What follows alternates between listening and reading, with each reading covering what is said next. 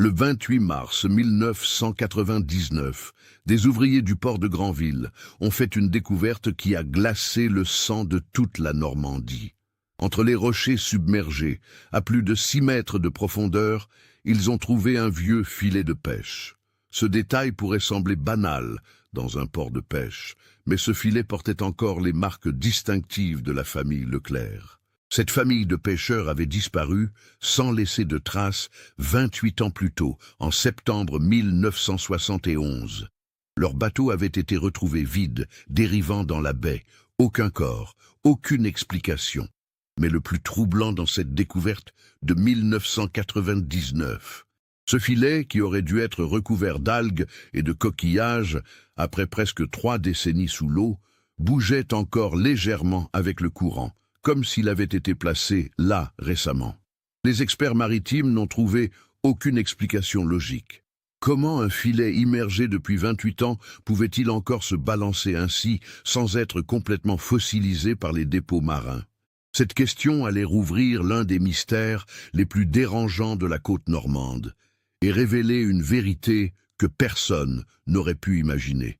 Avant de continuer avec cette histoire troublante, si vous appréciez les cas mystérieux réels comme celui-ci, abonnez-vous à la chaîne et activez les notifications pour ne manquer aucun nouveau cas. Maintenant, découvrons comment tout a commencé. Granville, située dans le département de la Manche, est une commune portuaire qui vit au rythme de la mer depuis des siècles. En 1971, cette ville comptait environ 12 000 habitants, dont près d'un tiers dépendait directement ou indirectement de la pêche. Le port de Granville était alors le 3e port coquillier de France, spécialisé dans la pêche aux coquilles Saint-Jacques, et la communauté des pêcheurs formait un tissu social très soudé, où tout le monde se connaissait. La famille Leclerc incarnait parfaitement cette tradition maritime normande. Henri Leclerc, 42 ans en 1971, était un homme robuste au visage tanné par le vent et le sel. Il avait hérité du métier de son père et de son grand-père avant lui. Son bateau, baptisé l'Espérance, était un chalutier de 11 mètres qu'il entretenait avec un soin méticuleux. Henri était respecté dans le port pour sa connaissance des courants de la baie de Mont-Saint-Michel et pour sa capacité à anticiper les caprices de la météo marine. Marguerite, son épouse de 38 ans, était originaire d'Avranches, une ville située à une vingtaine de kilomètres de Granville. Elle avait rencontré Henri lors d'une fête patronale en 1953. Contrairement à beaucoup d'épouses de pêcheurs qui restaient à terre, Marguerite accompagnait parfois son mari en mer, surtout pendant la saison des coquilles Saint-Jacques. Elle tenait également les comptes de leur petite entreprise familiale et vendait une partie du poisson au marché local tous les samedis matins. Les habitants se souvenaient d'elle comme d'une femme énergique, toujours souriante, malgré les difficultés inhérentes à la vie de pêcheur. Marc et Julien, les fils jumeaux du couple, avaient 14 ans en septembre 1971. Ils fréquentaient le collège local et, comme beaucoup de fils de pêcheurs à cette époque, ils aidèrent leur père pendant les week-ends et les vacances scolaires. Marc était le plus téméraire des deux, toujours prêt à grimper dans les mâts ou à plonger pour récupérer un casier coincé. Julien, plus réfléchi, s'intéressait davantage aux aspects techniques de la navigation et passait des heures à étudier les cartes marines dans la cabine du bateau. La famille habitait une maison modeste de pierre grise dans le quartier de la Haute-Ville, à quelques centaines de mètres du port. De leurs fenêtres, on pouvait voir la mer et observer les bateaux rentrer au port en fin d'après-midi. Geneviève Arnaud, la mère de Marguerite, âgée de 65 ans, vivait avec eux depuis le décès de son mari en 1968. Elle s'occupait de la maison pendant les absences de la famille en mer et préparait les repas avec les produits frais que Henri rapportait de ses sorties. L'ambiance à Granville en cette fin d'été 1971 était particulièrement animée. La saison touristique touchait à sa fin et les pêcheurs se préparaient pour la période automnale, généralement profitable. Les cafés du port résonnaient des conversations des marins qui échangeaient leurs expériences et leurs prévisions pour les semaines à venir. La vie suivait son cours normal, rythmée par les marées et les saisons, dans cette communauté où la solidarité était une valeur essentielle pour affronter les dangers de la mer. Henri Leclerc entretenait des relations cordiales avec les autres pêcheurs, mais certains le trouvaient parfois trop solitaire. Il préférait sortir en mer avec sa famille plutôt que de former un équipage avec d'autres marins du port. Cette particularité, considérée comme inhabituelle mais pas exceptionnelle, faisait partie de l'identité des Leclerc. Ils formaient une unité familiale forte, travaillant ensemble et partageant les risques et les bénéfices de leur activité. Le vendredi 17 septembre 1971 restera gravé dans la mémoire collective de Granville comme le jour où l'impensable s'est produit. La journée avait commencé de manière tout à fait ordinaire. Henri s'était levé à 5 heures du matin, comme à son habitude, pour vérifier l'état de la mer depuis la fenêtre de la cuisine. Le ciel était légèrement couvert, mais les prévisions météorologiques annoncées à la radio la veille ne signalaient aucun danger particulier pour les jours suivants. Marguerite avait préparé le petit déjeuner pendant que Henri descendait au port pour effectuer les vérifications de routine sur l'Espérance. Il avait contrôlé le moteur, vérifié les réserves de carburant et inspecté les filets. Tout était en ordre. Vers 7 heures, il était remonté à la maison où Geneviève avait préparé des provisions pour la sortie en mer prévue pour l'après-midi. Ce jour-là, Henri avait décidé d'effectuer une sortie nocturne pour pêcher des bars, un poisson particulièrement actif à la tombée de la nuit et durant les premières heures de l'obscurité. Cette pratique était courante parmi les pêcheurs de Granville, et Henri connaissait plusieurs spots productifs dans la baie. Il avait mentionné à plusieurs voisins qu'il comptait partir vers 18 heures et revenir aux premières lueurs de l'aube. Marc et Julien étaient rentrés du collège vers 16h30. Plusieurs de leurs camarades de classe se souviennent les avoir vus quitter l'établissement scolaire de manière tout à fait normale. Les jumeaux avaient même parlé avec leur ami André Masson de leur sortie en mer prévue pour le soir. André se rappelait que Marc semblait particulièrement excité à l'idée de cette pêche nocturne, tandis que Julien avait évoqué son désir de tester une nouvelle technique de mouillage qu'il avait lue dans un magazine maritime. Vers 17h45, Madame Guillot, la voisine des Leclerc, a aperçu toute la famille descendre vers le port. Elle se souvenait distinctement que Marguerite portait son ciré jaune habituel et que les jumeaux transportaient des sacs contenant probablement leur équipement de pêche. Henri marchait devant, comme toujours, avec son pas assuré de marin expérimenté. Geneviève était restée à la maison, ce qui était également habituel lors des sorties nocturnes. Au port, plusieurs témoins ont vu la famille Leclerc embarquer sur l'Espérance. Robert Vasseur, un pêcheur qui amarrait justement son propre bateau après une journée de pêche, a échangé quelques mots avec Henri. Ils ont brièvement discuté des meilleurs endroits pour trouver du bar cette nuit-là. Robert a mentionné plus tard aux enquêteurs que Henri semblait détendu et de bonne humeur, absolument pas inquiet ou préoccupé. L'Espérance a quitté le port de Granville à 18h20 précise. Le gardien du phare, Marcel Delacroix, a noté le départ du bateau dans son registre, une pratique courante à l'époque pour assurer un suivi minimum des mouvements portuaires. Marcel a observé le chalutier s'éloigner vers le nord-ouest, en direction des zones de pêche habituelles de Henri, situées à environ 5 km de la côte. La météo cette soirée-là était stable. Le vent soufflait faiblement du sud-ouest à environ 15 km par heure. La mer était relativement calme, avec une houle modérée d'environ 1 mètre. La visibilité était bonne, et aucun avis de tempête n'avait été émis. Les conditions étaient parfaites pour une sortie de pêche nocturne, comme Henri en avait réalisé des centaines au cours de sa carrière. Vers 23 heures, Geneviève, restée seule à la maison, a commencé à préparer du café chaud pour le retour de la famille, prévu aux alentours de 5 heures du matin. Elle a regardé un moment par la fenêtre, observant les quelques lumières des bateaux visibles au loin, dans l'obscurité. Tout semblait normal. Rien ne laissait présager le drame qui allait bouleverser sa vie et celle de toute la communauté de Granville. À l'aube du samedi 18 septembre, Geneviève a commencé à s'inquiéter. 6 heures du matin étaient passées, puis 7 heures, et toujours aucun signe de l'Espérance. À 8 heures, elle est descendue au port, pour demander si quelqu'un avait des nouvelles, C'est là que l'inquiétude s'est transformée en angoisse collective.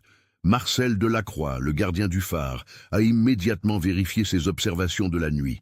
Il n'avait rien remarqué d'inhabituel. Aucun signal de détresse, aucune fusée de détresse, aucun appel radio sur les fréquences maritimes. D'autres pêcheurs qui étaient sortis cette nuit-là n'avaient rien signalé de particulier non plus. La mer était restée calme toute la nuit. À 9h30, une opération de recherche informelle a débuté. Plusieurs bateaux de pêcheurs de Granville sont sortis pour ratisser la zone où Henri avait l'habitude de pêcher. Les autorités maritimes ont été alertées à 10h15 et une opération de recherche officielle a été lancée 1 heure plus tard. C'est à 14h45, le samedi après-midi, que l'Espérance a été retrouvée. Le bateau dérivait lentement à environ 8 km au nord-ouest de Granville, dans une zone de courant relativement faible. Lorsque les premiers sauveteurs sont montés à bord, ils ont découvert une scène étrangement paisible et profondément dérangeante. Le bateau était complètement vide, aucune trace de la famille Leclerc, aucun signe de lutte ou de désordre. Les filets étaient rangés, le moteur était éteint, mais en parfait état de fonctionnement. Les équipements de sécurité, y compris les gilets de sauvetage, étaient tous à leur place. Les provisions préparées par Geneviève étaient toujours dans le coffre de la cabine, à peine entamées. Sur la petite table de navigation, une tasse de café à moitié pleine était posée, le liquide encore légèrement tiède au toucher. Les semaines qui ont suivi, le 18 septembre 1971, ont plongé Granville dans une atmosphère de stupéfaction et de douleur collective. L'inspecteur Claude Fontaine, de la gendarmerie de la Manche, a pris en charge l'enquête dès le dimanche 19 septembre. Cet homme méthodique de 53 ans, avec 28 années d'expérience dans la police, n'avait jamais été confronté à une disparition aussi déconcertante. Les recherches en mer se sont poursuivies pendant 12 jours consécutifs. Des plongeurs professionnels de la Marine nationale ont exploré les fonds marins dans un rayon de 15 km autour de l'endroit où l'Espérance avait été retrouvée. Des hélicoptères ont survolé la côte à basse altitude. Des équipes ont parcouru les plages et les criques de toute la région. Malgré ces efforts considérables, aucun corps n'a été retrouvé. Aucun vêtement, aucun objet personnel, rien qui puisse expliquer ce qui était arrivé à la famille Leclerc. L'inspecteur Fontaine a interrogé plus de 80 personnes. Tous les pêcheurs qui étaient sortis cette nuit-là, tous les voisins, tous les commerçants, avec qui les Leclerc avaient été en contact dans les jours précédant leur disparition. Personne n'avait remarqué quoi que ce soit d'inhabituel. Henri n'avait mentionné aucun problème, aucune inquiétude particulière. Marguerite avait été vue la veille au marché, achetant des légumes et discutant tranquillement avec d'autres marchandes. Les jumeaux avaient assisté normalement à leur cours le vendredi matin.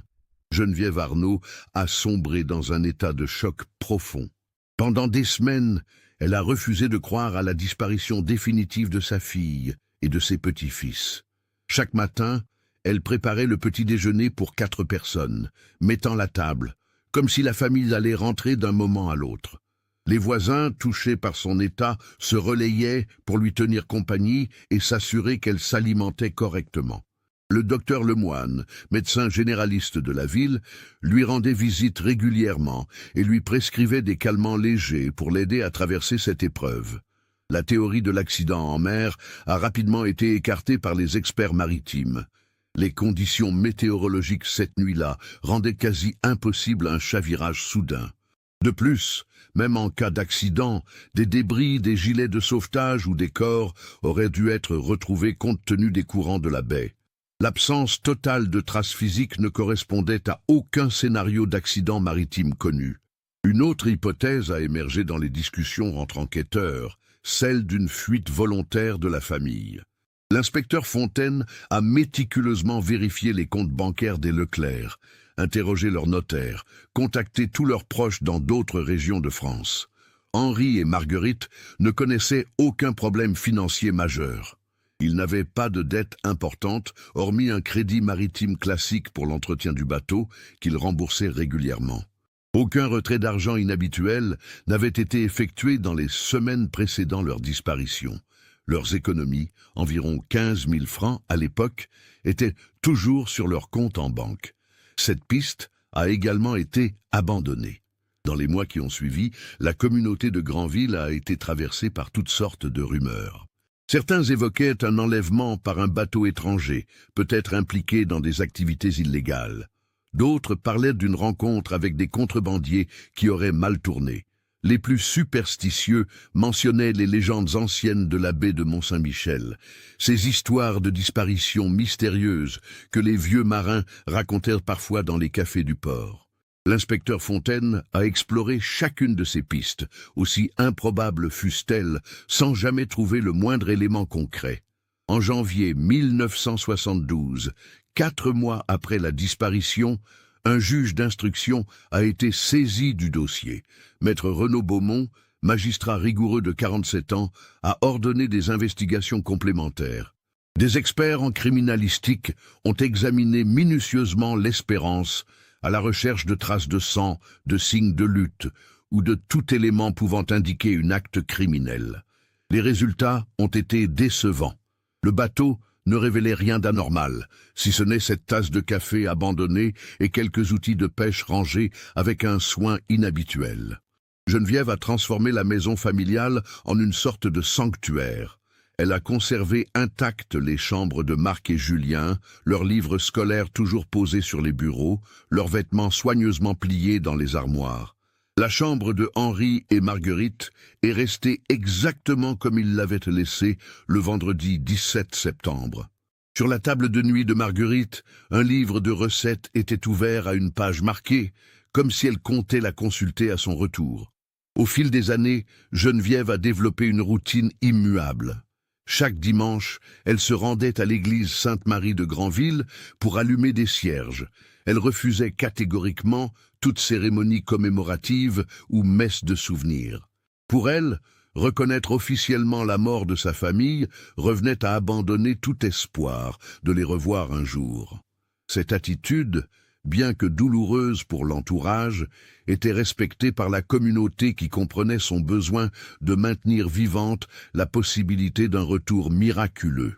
En 1975, une décision de justice a été rendue concernant la situation juridique de la famille Leclerc.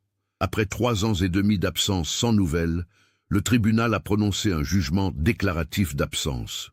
Cette procédure, moins définitive qu'une déclaration de décès, permettait de régler les questions administratives et patrimoniales tout en laissant théoriquement ouverte la possibilité d'un retour. Geneviève est devenue officiellement tutrice des biens de sa fille et de ses petits-fils. Le bateau L'Espérance, après avoir été conservé comme pièce à conviction pendant 2 ans, a été vendu aux enchères. L'argent de cette vente a été placé sur un compte bloqué. La vie à Granville a progressivement repris son cours normal, mais le souvenir de la famille Leclerc restait présent dans l'esprit de tous. Au café du port, les pêcheurs évitaient soigneusement de mentionner l'affaire devant les nouveaux venus ou les touristes, comme si un accord tacite s'était établi pour protéger la mémoire de Henri et des siens.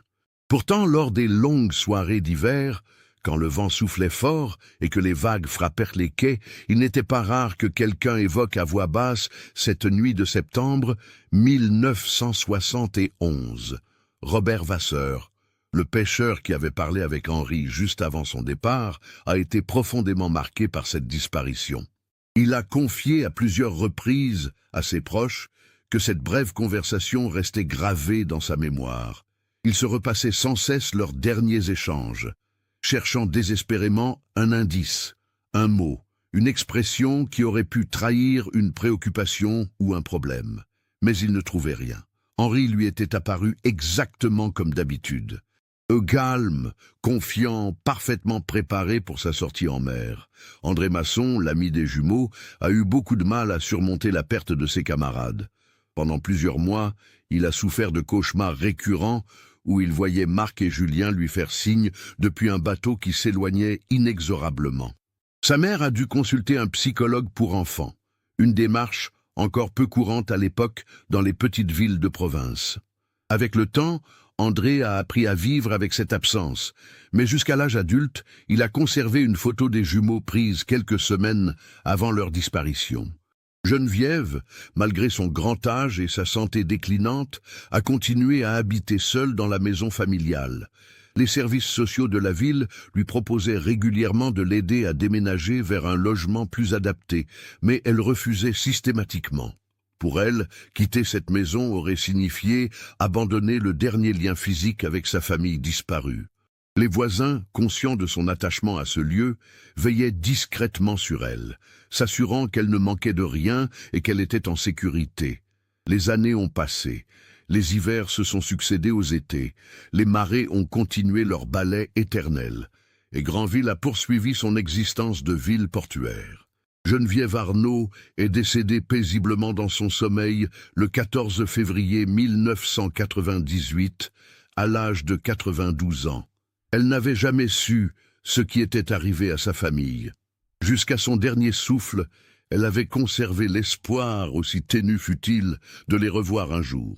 Ces obsèques ont rassemblé une grande partie de la communauté de Granville et beaucoup se sont souvenus ce jour-là de la tragédie de la famille Leclerc. La maison familiale, conformément aux dispositions testamentaires de Geneviève, est revenue à une cousine éloignée de Marguerite, une certaine Hélène Morin qui vivait à Caen. Hélène, qui n'avait jamais été très proche de la famille Leclerc et n'avait rencontré Marguerite qu'à quelques occasions lors de réunions familiales, a décidé de vendre rapidement la propriété. En décembre 1998, la maison a été achetée par un couple de retraités parisiens, les Lambert, qui cherchaient une résidence secondaire en Normandie. Pendant ce temps, le port de Granville connaissait des transformations importantes. La municipalité avait lancé en 1996 un vaste projet de modernisation et d'extension des infrastructures portuaires. Ce projet, financé en partie par des fonds européens, visait à adapter le port aux nouvelles normes de sécurité et à augmenter sa capacité d'accueil. Les travaux, débutés en janvier 1998, progressaient lentement en raison des contraintes techniques liées à l'environnement maritime. En mars 1999, les ouvriers ont commencé la phase la plus délicate du projet, l'extension du quai principal vers le nord. Cette opération nécessitait des travaux de dragage importants et la consolidation des fondations sous-marines. C'est dans ce contexte que, le lundi 22 mars, une équipe de plongeurs professionnels a été engagée pour inspecter les rochers submergés et préparer le terrain pour l'installation de nouveaux piliers de soutènement. Jean-Luc Mercier, plongeur expérimenté de 46 ans, dirigeait cette équipe. Lui et ses deux collègues, Thierry Renard et Christophe Blanc, avaient l'habitude de ce type d'intervention. Ils connaissaient bien les fonds marins de Granville pour y avoir travaillé lors de précédents chantiers. Ce lundi matin, la mer était calme, avec une bonne visibilité sous-marine d'environ 5 mètres, conditions idéales pour leur mission. Vers 10h30, alors que Jean-Luc inspectait une zone rocheuse à environ 6,50 m de profondeur, sa lampe a éclairé quelque chose d'inhabituel, coincé entre deux gros rochers. Au premier regard, il a pensé qu'il s'agissait d'un des nombreux déchets qui jonchent parfois les fonds marins. Mais en s'approchant, il a réalisé qu'il avait devant lui un filet de pêche ancien. Ce type de découverte n'avait rien d'exceptionnel en soi. Les vieux filets perdus ou abandonnés sont fréquents dans les zones de pêche intensive. Cependant, plusieurs détails ont immédiatement intrigué Jean-Luc. Tout d'abord, le filet semblait étrangement bien conservé pour son âge apparent. La plupart des filets abandonnés pendant des années sous l'eau sont complètement recouverts d'algues, de coquillages et de concrétions calcaires. Celui-ci, bien qu'il portait des traces de dégradation, était remarquablement propre. Ensuite, et c'était le plus troublant, le filet bougeait légèrement avec le courant de manière fluide, presque comme s'il venait d'être placé là. Les filets immergés depuis longtemps sont généralement rigidifiés par les dépôts minéraux et ne bougent pratiquement plus. Jean-Luc a examiné le filet de plus près avec sa lampe. C'est alors qu'il a remarqué quelque chose qui l'a fait frissonner malgré la combinaison isotherme. Sur une partie du filet, cousues solidement dans le textile, se trouvaient des marques d'identification. Il pouvait distinguer des lettres, partiellement effacées mais encore lisibles, le E, et ce qui ressemblait à un numéro d'immatriculation maritime. Son cœur s'est mis à battre plus vite. Ses initiales lui disaient quelque chose, un vague souvenir d'une histoire entendue dans sa jeunesse. Il a décidé de remonter le filet à la surface pour l'examiner plus attentivement. Avec précaution, il l'a détaché des rochers. L'opération a pris une dizaine de minutes, car le filet était solidement coincé. Une fois libéré, Jean-Luc est remonté lentement, respectant les paliers de décompression nécessaires. À la surface, ses collègues l'ont aidé à hisser le filet sur le ponton de travail. Thierry Renard, le plus jeune de l'équipe avec ses 32 ans, a immédiatement reconnu le type de filet. Son père avait été pêcheur à Granville jusqu'à sa retraite en 1993.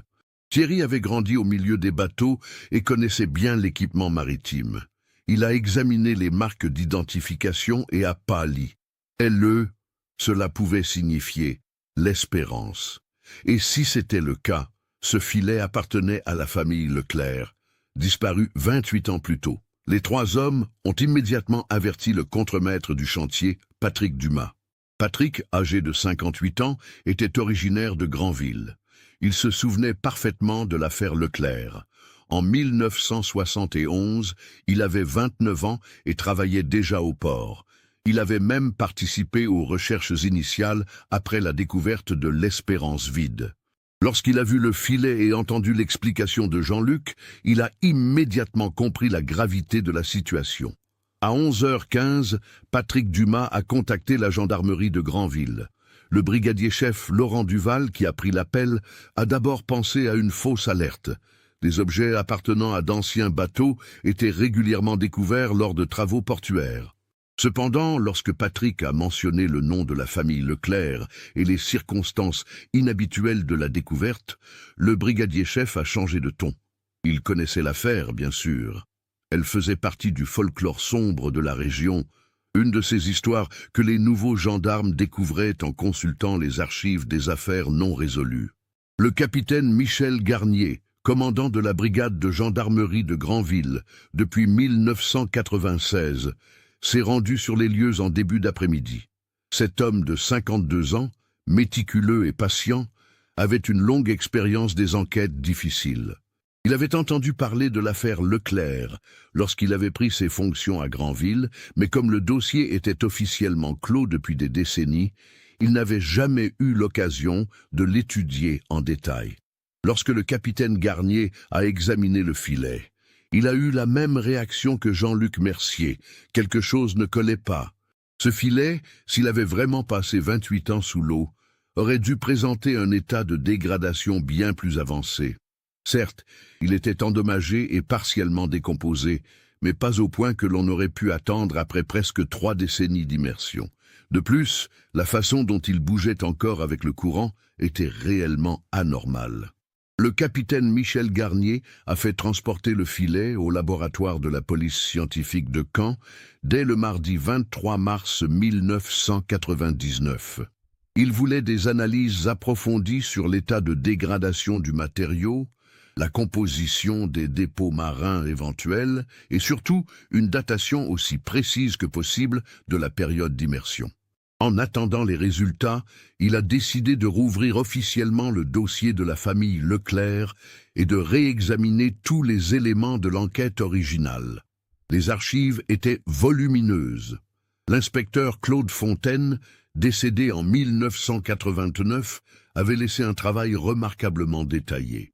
Le capitaine Garnier a passé plusieurs jours à éplucher les rapports, les témoignages, les photographies de l'Espérance retrouvées vides. Il a également contacté tous les témoins encore vivants de l'époque. Robert Vasseur, le pêcheur qui avait parlé avec Henri le soir de la disparition, était décédé en 1995. Mais Marcel Delacroix, l'ancien gardien du phare, vivait toujours, retraité dans une maison de repos près d'Avranches. Le capitaine Garnier lui a rendu visite le vendredi 26 mars. Marcel, âgé de 86 ans, conservait une mémoire remarquablement claire des événements de septembre 1971. Il se souvenait avoir vu l'Espérance partir ce soir-là, prenant la direction habituelle vers les zones de pêche au nord-ouest. Il avait observé le bateau jusqu'à ce qu'il disparaisse dans l'obscurité naissante. Il n'avait rien remarqué d'anormal cette nuit-là. Aucun signal de détresse, aucune activité inhabituelle sur les fréquences radio-maritimes qu'il surveillait depuis le phare. Marcel a confié au capitaine Garnier quelque chose qu'il n'avait jamais mentionné dans ses déclarations officielles de l'époque, car cela lui avait semblé sans importance. Environ 2 semaines avant la disparition, début septembre 1971, il avait croisé Henri Leclerc dans un café du port. Henri semblait préoccupé, ce qui était inhabituel chez cet homme généralement paisible. Marcel lui avait demandé si tout allait bien. Henri avait hésité un moment, avant de répondre de manière évasive que tout allait bien, qu'il réfléchissait simplement à des questions d'entretien du bateau. Sur le moment, Marcel n'y avait pas prêté attention. Mais avec le recul, cette conversation lui revenait parfois en mémoire. Le lundi 29 mars, le capitaine Garnier a reçu les premiers résultats du laboratoire de Caen. Les nouvelles étaient déconcertantes. L'analyse des fibres du filet révélait une dégradation correspondant effectivement à plusieurs décennies d'immersion. Cependant, les dépôts biologiques et minéraux sur le filet ne correspondaient pas à une immersion continue depuis 1971. Les experts estimaient que le filet n'avait probablement été immergé dans son emplacement actuel que depuis 15 à 18 ans maximum, soit aux alentours de 1981 à 1984. Cette découverte ouvrait des perspectives troublantes. Si le filet n'était pas resté au même endroit depuis 1971, où avait-il été pendant les 10 premières années? Qui l'avait déplacé et pourquoi? Le capitaine Garnier a immédiatement ordonné une exploration sous-marine systématique de toute la zone autour de l'endroit où le filet avait été trouvé. Les plongeurs de Jean-Luc Mercier, assistés d'une équipe spécialisée de la gendarmerie maritime, ont passé 4 jours à inspecter minutieusement les fonds. Le jeudi 1er avril, ils ont fait une découverte qui a fait basculer l'enquête dans une nouvelle dimension. À environ 50 mètres de l'emplacement du filet, coincé dans une anfractuosité rocheuse à 8 mètres de profondeur, ils ont trouvé un objet métallique fortement corrodé. Après nettoyage, il s'est avéré être une boîte en fer blanc, de celles qu'on utilisait autrefois pour conserver le tabac ou de petits objets précieux. La boîte a été ouverte avec précaution au laboratoire. À l'intérieur, protégé dans un sac plastique épais qui avait résisté à l'eau, se trouvaient plusieurs documents. Le plastique utilisé, de type polyéthylène haute densité, était cohérent avec les matériaux disponibles dans les années 70 et 80. Les documents à l'intérieur étaient humides, mais encore partiellement lisibles. Il y avait 3 lettres manuscrites, toutes écrites de la même écriture, et ce qui ressemblait à des pages arrachées d'un journal intime. Le capitaine Garnier a fait appel à un expert en graphologie et en restauration de documents anciens. Le docteur Véronique Château, spécialiste reconnu basé à Rouen, a accepté de venir examiner les documents. Son analyse a duré plusieurs jours. Elle a d'abord dû stabiliser le papier, puis utiliser des techniques d'imagerie spéciales pour révéler les parties les plus effacées de l'écriture. Ces conclusions, présentées le mardi 6 avril, ont stupéfié le capitaine Garnier. Les lettres avaient été écrites par Marguerite Leclerc. La graphologie le confirmait avec certitude en comparant avec des documents authentiques de Marguerite conservés dans les archives municipales. Mais le contenu de ces lettres était extraordinaire. Elles racontaient une histoire que personne n'avait jamais soupçonnée, une histoire de dettes cachées, de menaces et de décisions désespérées prises pour protéger la famille. La première lettre, datée du 8 septembre 1971, 9 jours avant la disparition, expliquait que Henri avait des problèmes financiers graves qu'il avait cachés à sa famille. Il avait emprunté une somme importante, environ 50 000 francs de l'époque, à des hommes impliqués dans le commerce clandestin de marchandises entre les îles anglo-normandes et la côte française. Cette pratique, bien que répandue, était illégale et dangereuse. Henri avait besoin de cet argent pour payer des réparations urgentes sur l'Espérance, après une avarie sérieuse survenue durant l'hiver précédent. Il pensait pouvoir rembourser rapidement grâce à une bonne saison de pêche, mais les choses ne s'étaient pas passées comme prévu. Les créanciers étaient devenus menaçants. La deuxième lettre, datée du 15 septembre 1971, 2 jours avant le départ fatal, décrivait une rencontre terrifiante que Henri avait eue avec 2 hommes au port. Il lui avait donné un ultimatum, rembourser intégralement dans les 48 heures ou subir des conséquences graves. Marguerite écrivait qu'elle était terrorisée, non pas pour elle-même, mais pour ses fils. Les hommes avaient explicitement mentionné Marc et Julien comme moyen de pression sur Henri. La troisième lettre, la plus courte et la plus déchirante, portait la date du 17 septembre 1971, le jour même de la disparition. Elle était adressée à Geneviève, bien que celle-ci ne l'ait évidemment jamais reçue. Marguerite y expliquait que Henri et elle avaient pris une décision terrible. Ils allaient simuler leur disparition en mer pour échapper aux menaces. Ils emmèneraient les jumeaux et tenteraient de commencer une nouvelle vie ailleurs, loin de Granville, loin de la Normandie. Marguerite suppliait sa mère de leur pardonner, exprimait son amour et sa douleur de devoir abandonner tout ce qu'elle connaissait. Le capitaine Garnier a relu ces lettres plusieurs fois, essayant de reconstituer la chronologie des événements. Si les lettres disaient la vérité, la famille Leclerc n'avait pas disparu accidentellement. Ils avaient mis en scène leur propre disparition pour échapper à une situation devenue intenable. Mais alors, où étaient-ils allés? Avaient-ils réussi à construire une nouvelle vie quelque part? Et surtout, pourquoi ces lettres se trouvaient-elles au fond de la mer près de Granville et non pas envoyées ou conservées ailleurs? Le capitaine a décidé de suivre plusieurs pistes simultanément. Il a d'abord essayé d'identifier les créanciers mentionnés dans les lettres. Les réseaux de contrebande entre les îles anglo-normandes et la France continentale dans les années 60 et 70 étaient bien connus des autorités, même si peu d'arrestations avaient été faites à l'époque.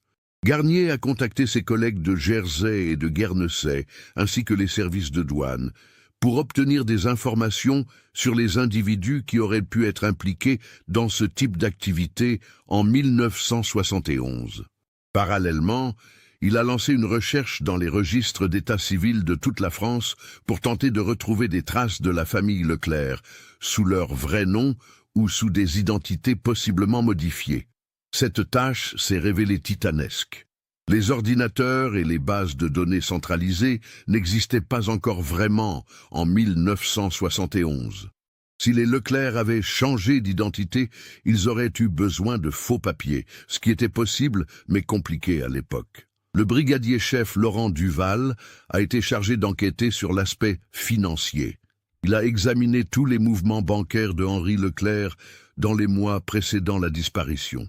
Il n'a trouvé aucun retrait important de 50 000 francs, ce qui aurait correspondu à l'emprunt mentionné par Marguerite. Cependant, il a découvert plusieurs retraits en espèces de montant moyen, entre 1 000 et 3 000 francs, effectués entre janvier et août 1971. Ces retraits additionnés représentaient environ 17 000 francs. Ils auraient pu correspondre à des remboursements partiels de la dette. Le vendredi 9 avril, le capitaine Garnier a reçu un appel de son homologue de Guernesey, l'inspecteur James Richardson. Richardson avait consulté les archives de la police de l'île concernant les activités de contrebande au début des années 70.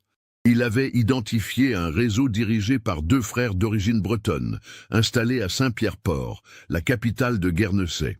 Ces hommes, les frères Kéraval, étaient soupçonnés d'avoir organisé un trafic de cigarettes, d'alcool et d'autres marchandises entre les îles et la côte normande. Ils avaient plusieurs pêcheurs français dans leur réseau, qui transportaient discrètement les marchandises lors de leur sortie en mer. Les frères Kéraval, Yves et Loïc, étaient décédés tous les deux. Yves était mort dans un accident de voiture en 1983. Et Loïc avait succombé à une crise cardiaque en 1997. Cependant, Richardson avait retrouvé un ancien associé des Keraval, un certain Maurice Tanguy, âgé de 78 ans, qui vivait dans une maison de retraite à Saint-Peter-Port. Richardson proposait au capitaine Garnier de l'accompagner pour interroger Tanguy. Le lundi 12 avril, Garnier a pris le ferry pour Guernesey. L'interrogatoire de Maurice Tanguy s'est déroulé dans une salle de la maison de retraite, en présence de l'inspecteur Richardson et d'un avocat commis d'office. Tanguy, affaibli par l'âge et la maladie, a d'abord refusé de parler. Mais lorsque Garnier lui a montré les photos des lettres de Marguerite, le vieil homme a baissé la tête et a commencé à raconter. Oui, il connaissait Henri Leclerc. Henri avait effectivement travaillé pour le réseau des frères Keraval à partir de 1969. Il transportait des cigarettes et du whisky lors de ses sorties de pêche nocturne. Henri était discret et fiable, et les Keraval le payaient correctement. Mais en mars 1971, Henri avait eu un problème. Son bateau avait subi des dommages lors d'une tempête, et il avait besoin d'argent rapidement pour les réparations. Les Keraval lui avaient prêté 50 000 francs, mais à des conditions très dures, un remboursement intégral dans les 6 mois, avec des intérêts de 20%. Henri n'avait pas réussi à rembourser dans les délais. La saison de pêche de l'été avait été décevante et ses revenus légaux étaient insuffisants. En septembre 1971, les Keraval avaient perdu patience. Selon Tanguy, Yves Keraval était allé à Granville pour confronter Henri. La rencontre avait été tendue, et Yves aurait effectivement proféré des menaces concernant la famille de Henri. Tanguy insistait cependant sur le fait qu'il ne s'agissait que de menaces verbales, que les Keraval n'auraient jamais fait de mal physique à qui que ce soit. Mais Henri avait pris ces menaces au sérieux. Quelques jours après cette rencontre, le jeudi 16 septembre 1971, Henri était venu à Guernesey sur un ferry régulier. Il avait demandé à rencontrer Loïc Keraval, le frère cadet, réputé plus raisonnable. Henri avait proposé un arrangement. Il disparaîtrait, abandonnerait sa vie à Granville, et en échange, les Keraval oublieraient la dette. Henri prétendrait avoir disparu en mer, ce qui serait facile à croire compte tenu de son métier. Les Keraval accepteraient de perdre leur argent pour éviter d'attirer l'attention de la police, avec une affaire de disparition suspecte. Loïc Keraval avait accepté, à une condition. Henri devrait réellement disparaître, ne plus jamais remettre les pieds en Normandie, ni dans les îles anglo-normandes, et ne jamais contacter personne de son ancienne vie. Si Henri respectait ces conditions, il et sa famille seraient libres de recommencer ailleurs. Le capitaine Garnier est rentré à Granville le mardi 13 avril avec des sentiments mitigés. Le témoignage de Maurice Tanguy fournissait une explication cohérente à la disparition de la famille Leclerc. Mais il soulevait encore plus de questions. Si Henri avait réellement négocié avec les Keraval et planifié sa disparition, pourquoi les lettres de Marguerite se trouvaient-elles au fond de la mer? Pourquoi le filet de l'espérance était-il là aussi? Et surtout, qu'était-il advenu de la famille? Après cette nuit de septembre 1971, Garnier a convoqué une réunion avec son équipe le mercredi matin. Ils ont passé en revue tous les éléments du dossier, cherchant des incohérences ou des pistes non explorées. C'est la jeune gendarme Émilie Mercier, fraîchement sortie de l'école de gendarmerie et récemment affectée à Granville, qui a soulevé une question pertinente. Si Henri voulait vraiment disparaître et commencer une nouvelle vie, pourquoi aurait-il emmené sa femme et ses 2 fils adolescents? Cela rendait la fuite beaucoup plus difficile et risquée. Ne serait-il pas plus logique qu'il parte seul? Cette observation a fait réfléchir Garnier. En effet, emmener toute la famille compliquait énormément les choses. 4 personnes devaient obtenir de faux papiers, 4 personnes devaient s'adapter à une nouvelle identité. 4 personnes risquaient de commettre une erreur qui les trahirait. Sauf si Henri n'avait jamais eu l'intention d'emmener vraiment sa famille. Sauf si quelque chose s'était passé cette nuit-là, qui avait changé tous ses plans. Garnier a relu attentivement la 3e lettre de Marguerite, celle écrite le jour du départ. Le ton était différent des 2 premières, plus pressé, presque paniqué.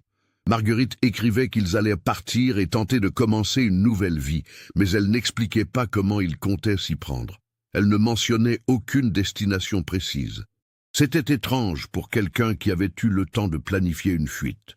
Le capitaine a décidé de réexaminer tous les témoignages concernant l'état de l'Espérance lorsqu'il avait été retrouvé. Il a consulté les rapports des premiers sauveteurs montés à bord le 18 septembre 1971. Il décrivait un bateau en ordre, sans désordre, avec les filets rangés. Mais en lisant plus attentivement, Garnier a remarqué un détail qui n'avait pas été jugé important à l'époque. Les filets étaient rangés de manière inhabituelle, presque trop soigneusement, comme si quelqu'un avait voulu donner l'impression d'un départ organisé. De plus, la tasse de café encore tiède sur la table de navigation suggérait que les occupants du bateau avaient quitté les lieux très peu de temps avant la découverte. Mais si c'était le cas, où étaient-ils allés? La mer était calme. Aucun autre bateau n'avait été signalé dans les environs. La théorie d'un enlèvement par un autre navire avait été écartée à l'époque faute de preuves, mais peut-être fallait-il la reconsidérer. Le jeudi 14 avril, Garnier a eu une intuition. Si Henri avait négocié avec les Kéraval pour disparaître, peut-être avait-il prévu de le faire seul initialement, mais Marguerite avait découvert ses plans et insisté pour l'accompagner avec les enfants. Cela expliquerait le ton pressé de sa dernière lettre. Henri aurait peut-être cédé à contre-cœur, ou peut-être Marguerite ne lui avait-elle laissé aucun choix. Mais alors, que s'était-il passé cette nuit-là? Garnier a demandé aux plongeurs de retourner examiner la zone où le filet et la boîte avaient été trouvés. Il voulait savoir s'il existait d'autres objets qui auraient pu être manqués lors des premières recherches. Les plongeurs ont passé 3 jours à ratisser systématiquement les fonds.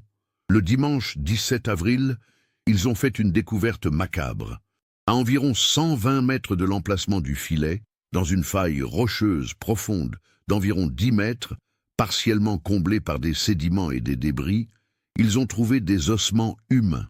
Les restes étaient dispersés et fortement dégradés par presque 3 décennies d'immersion, mais il était évident qu'il s'agissait de plusieurs individus. Les plongeurs ont marqué l'emplacement et remonté à la surface pour alerter le capitaine Garnier. Une équipe spécialisée en anthropologie médico-légale a été envoyée de Paris. Le docteur François Delvaux et son équipe ont passé toute la journée du lundi 18 avril à récupérer délicatement les ossements et à documenter leur position. Le travail était délicat car les restes étaient fragiles et le courant marin rendait l'opération dangereuse. Les ossements ont été transportés à l'Institut médico-légal de Caen.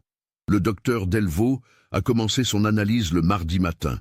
Ses conclusions préliminaires, communiquées au capitaine Garnier le mercredi 20 avril, ont confirmé le pire. Les restes appartenaient à 4 individus. Un homme adulte, une femme adulte et 2 adolescents de sexe masculin. L'état de dégradation était cohérent avec une immersion d'environ 28 ans. Des analyses ADN seraient nécessaires pour une identification formelle, mais compte tenu du contexte, il y avait peu de doute sur l'identité des victimes. Plus troublant encore, l'examen des os a révélé des fractures sur plusieurs d'entre eux, fractures qui semblaient avoir été causées avant la mort ou au moment de celle-ci. Le crâne de l'homme adulte présentait une fracture importante au niveau temporal droit. Un des adolescents avait plusieurs côtes fracturées. Ces blessures n'étaient pas cohérentes avec une noyade simple ou un accident en mer. Elles suggéraient fortement une violence physique. Le capitaine Garnier devait maintenant reconstituer ce qui s'était réellement passé cette nuit du 17 au 18 septembre 1971.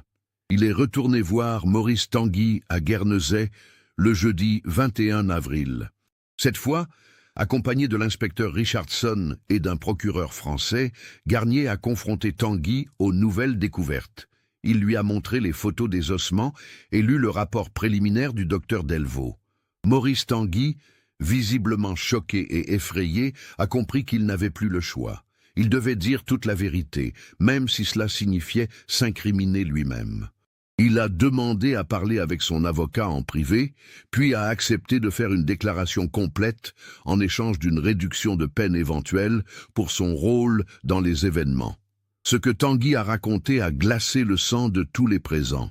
Henri Leclerc avait effectivement négocié avec Loïc Kéraval pour disparaître et échapper à sa dette.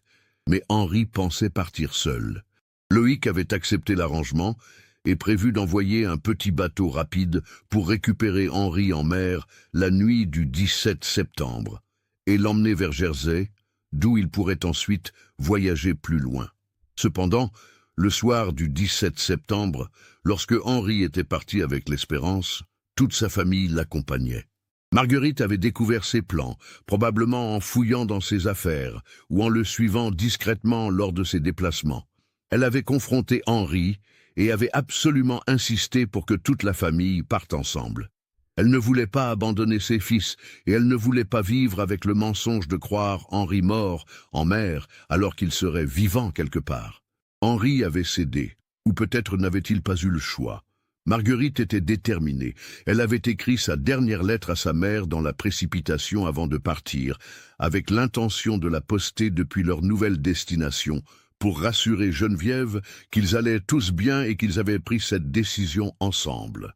Le rendez-vous avec le bateau des Kéraval était prévu pour 23h30 à environ 7 km au nord-ouest de Granville, dans une zone peu fréquentée. Henri avait conduit l'Espérance vers ce point. Mais lorsque le bateau rapide est arrivé, piloté par Yves Kéraval lui-même et accompagné de Maurice Tanguy, Yves est entré dans une rage terrible en voyant que Henri n'était pas seul. Yves avait accepté de perdre son argent et de laisser Henri disparaître, mais à condition que cela se passe discrètement et proprement. La présence de Marguerite et des deux garçons changeait tout. 4 personnes disparaissant en mer en même temps, sans laisser de traces, c'était impossible. Cela créerait immédiatement des soupçons. De plus, Yves ne faisait pas confiance à Marguerite et aux enfants pour garder le secret. Un jour ou l'autre, l'un d'eux parlerait et toute l'opération serait découverte. Une dispute violente a éclaté sur l'Espérance. Yves a exigé que Henri abandonne sa famille et parte seul comme convenu. Henri a refusé catégoriquement. Marguerite a supplié Yves de les laisser tous partir ensemble, promettant qu'ils ne diraient jamais rien. Les jumeaux, terrifiés, s'accrochaient à leur mère. Selon Tanguy, ce qui s'est passé ensuite a été si rapide qu'il a à peine eu le temps de réagir. Yves Kéraval, furieux et paniqué à l'idée que toute l'affaire s'écroule, a sorti une barre de fer qu'il gardait sur son bateau. Il a frappé Henri à la tête, une fois, violemment. Henri s'est effondré sur le pont de l'Espérance. Marguerite a crié et s'est précipitée vers son mari. Julien, l'un des jumeaux, a essayé d'attraper la barre de fer pour défendre son père. Yves l'a repoussé brutalement, et Julien est tombé contre le mât, se fracturant plusieurs côtes sous le choc. Marc, l'autre jumeau, s'est jeté sur Yves. Maurice Tanguy, sous le choc et ne sachant que faire, a tenté de maîtriser le garçon. Pendant ce temps, Yves a frappé Marguerite qui continuait à crier. Tout était devenu chaotique, violent, incontrôlable. En quelques minutes terribles, toute la famille Leclerc gisait sur le pont de l'Espérance, blessée ou morte. Tanguy a raconté qu'il était en état de choc total. Il n'avait jamais voulu participer à quelque chose comme ça. Il avait supplié Yves d'arrêter, de chercher de l'aide, de faire quelque chose pour sauver au moins les enfants. Mais Yves était devenu froid et calculateur. Il a dit à Tanguy qu'il n'avait plus le choix maintenant. Il devait se débarrasser des corps et faire croire à un accident en mer ou à une disparition mystérieuse. Si on découvrait ce qui s'était passé, ils iraient en prison pour le reste de leur vie. Maurice Tanguy a décrit dans les moindres détails comment Yves Kéraval et lui ont passé les heures suivantes à mettre en scène la disparition. Ils ont d'abord vérifié que tous les membres de la famille Leclerc étaient décédés. Henri et Marguerite étaient morts des suites de leurs blessures à la tête. Julien était mort de ses fractures et probablement d'une hémorragie interne. Marc, le plus résistant, était encore faiblement conscient. Tanguy a pleuré en racontant comment Yves, sans hésitation, avait achevé le garçon pour qu'il ne souffre plus et ne puisse jamais témoigner. Ils ont attaché des poids au corps et les ont jetés à la mer dans une zone de faille rocheuse profonde que Yves connaissait bien, loin des routes maritimes habituelles. Ils ont pris soin de disperser les corps à différents endroits pour qu'ils ne soient pas retrouvés ensemble. Ensuite, ils sont retournés sur l'Espérance et ont méticuleusement rangé le bateau pour qu'il ait l'air normal. Ils ont versé du café dans une tasse et l'ont laissé sur la table de navigation pour donner l'impression que les occupants venaient tout juste de partir.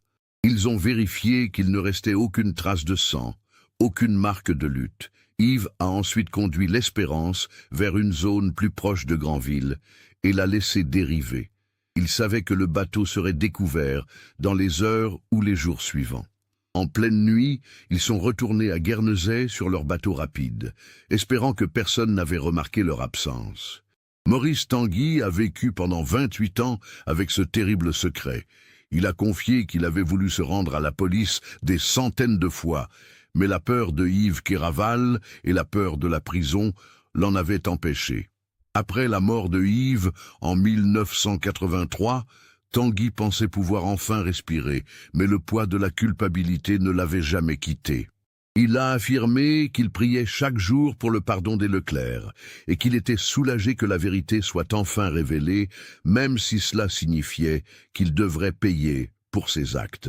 Le capitaine Garnier est revenu à Granville le vendredi 22 avril avec toutes ces informations. Il restait encore une question sans réponse. Comment les lettres de Marguerite et le filet de l'Espérance s'étaient-ils retrouvés sous l'eau près de Granville, alors que, selon Tanguy, tout avait été nettoyé cette nuit-là? La réponse est venue d'une découverte supplémentaire. En réexaminant la boîte métallique qui contenait les lettres, les experts ont trouvé, gravées à l'intérieur du couvercle, 2 initiales suivies d'une date, MT, 1984.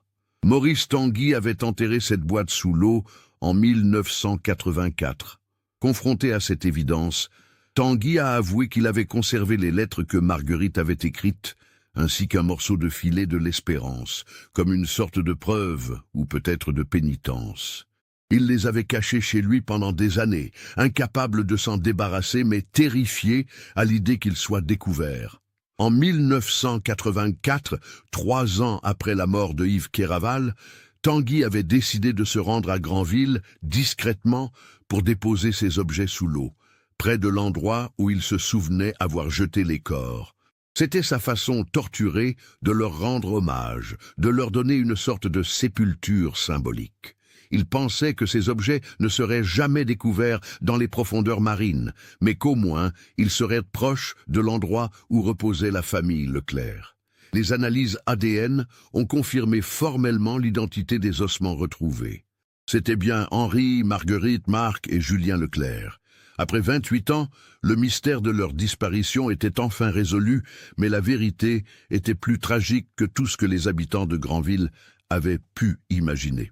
Maurice Tanguy a été extradé vers la France en mai 1999 et jugé pour sa participation au meurtre. Compte tenu de son âge, de son état de santé, de sa coopération avec la justice et du fait qu'il n'avait pas directement tué les victimes, il a été condamné à 8 ans de prison, dont 4 avec sursis.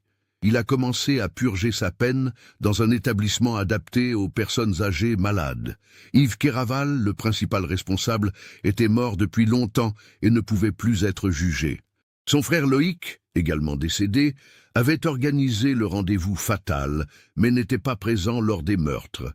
Les autorités ont examiné la possibilité de poursuivre d'autres membres du réseau Kéraval, mais faute de preuves suffisantes et compte tenu du temps écoulé, aucune autre arrestation n'a été effectuée. Les restes de la famille Leclerc ont été inhumés le samedi 12 juin 1999 dans le cimetière de Granville, lors d'une cérémonie émouvante qui a rassemblé plus de 200 personnes. La communauté, qui avait vécu pendant presque 3 décennies avec l'énigme de leur disparition, pouvait enfin faire son deuil.